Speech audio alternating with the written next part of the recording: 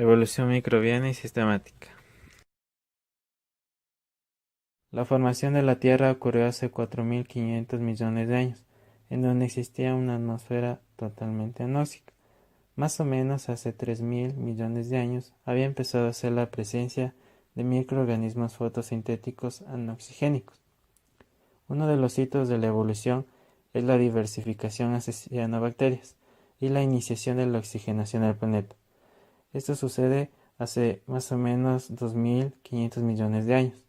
Hace 2.000 millones de años se empieza a formar la capa de ozono, esto gracias a la oxigenación de las cianobacterias que permitió la aparición de los organismos pluricelulares. Origen celular. Gracias a la micrografía electrónica se ha podido observar bacterias fósiles, esto en la investigación en rocas.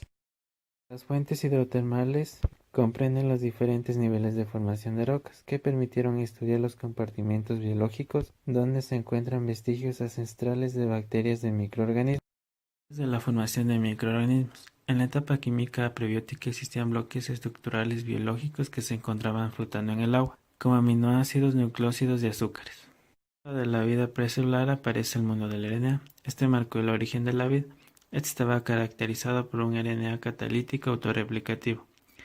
Después, en la síntesis proteica, encontramos la traducción con un molde de RNA. Y por último, la aparición del DNA de doble cadena. Y desde ahí empezó los procesos de replicación y transcripción. En la etapa de vida celular primitiva podemos encontrar compartimentos celulares y las primeras células que presentaban una transferencia horizontal. Finalmente tenemos la diversificación evolutiva, donde la célula loca evoluciona y se va diferenciando entre los primeros grandes dominios que son bacteria y arquea. Síntesis y la oxidación de la Tierra. La aparición de la fotosíntesis revolucionó la química de la Tierra. Los organismos autótrofos usan la energía del Sol para oxidar moléculas complejas a partir del dióxido de carbono o de moléculas orgánicas simples. Una prueba concluyente más antigua de la vida en la Tierra fue los estromatolitos, que son formaciones microbianas fosilizadas. Origen endosimbiótico de la célula eucariótica.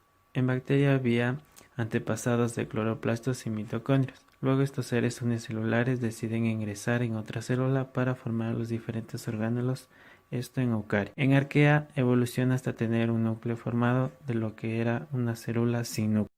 Diagramas de Venn. Estos tipos de diagramas nos permiten ver las similitudes y las diferencias que comparten estos tres dominios. A nivel genoma, la única característica que comparten los tres dominios es que en su genoma fundamental van a tener un DNA de doble cadena. Entre bacteria y eucaria no existe ningún elemento en común a nivel genoma.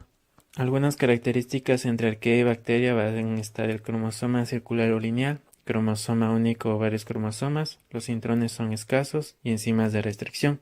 Entre arquea y eucaria, las histonas, intrones tipo arqueano, helicasa de tipo eucariótico. Finalmente, en eucaria tenemos los centrómeros y telómeros. A nivel de traducción y transcripción, las dos únicas características que comparten en común son que el RNA se usa como mensajero génico y los ribosomas sintetizan las proteínas. Entre bacteria y eucaria no existe ningún elemento en común a nivel de traducción y transcripción. Algunas de las características entre arquea y bacteria vamos a tener el ribosomo 70S y 80S, el RNA 16S y 23S. Entre arquea y eucaria, la caja TAT y secuencias BR en el promotor. Son necesarios varios factores de transcripción. Finalmente, en eucaria, caperucícola en el RNA, múltiples RNA polimerasa y RNA 18S, 28 y 5.8. El primer intento de representar la historia evolutiva fue Ernst Haeckel. Sugirió correctamente que los organismos unicelulares, a los que llamó manera, eran antepasados de otras formas de vida, pero su esquema incluía plantas, animales y protistas. No intentó resolver las relaciones evolutivas entre microorganismos. La otra fue de Robert Whittaker, propuso un esquema de clasificación en 5 reinos. Todo cambió cuando se descubrió la estructura del DNA y se llegó a la conclusión de que la historia evolutiva está registrada en la secuencia del DNA. El árbol filogenético universal de la vida está basado en las secuencias génicas del RNA. Es una genealogía de toda la vida en la Tierra, representa la historia evolutiva de todas las células y pone en manifiesto claramente los tres dominios. La raíz de este árbol universal representa un punto en el tiempo en el que toda la vida existente ahora en la Tierra compartía el último antepasado en común universal llamado Luca. La alineación de secuencias nos sirve para interrelacionar las especies emparentadas que de alguna manera están entrelazadas. Esto nos ha servido para el análisis de los ancestros comunes que tienen diferentes especies. Un árbol filogenético es un diagrama en el que se representa la historia evolutiva de un organismo. Existen dos tipos. Los de raíz muestran la posición del antepasado de todos los organismos que se están examinando. Y los sin raíz representan las relaciones relativas entre los organismos en estudio, pero no proporcionan ningún dato sobre el nudo más antiguo. Esto ha sido todo. Espero que te haya gustado. Muchas gracias por tu atención.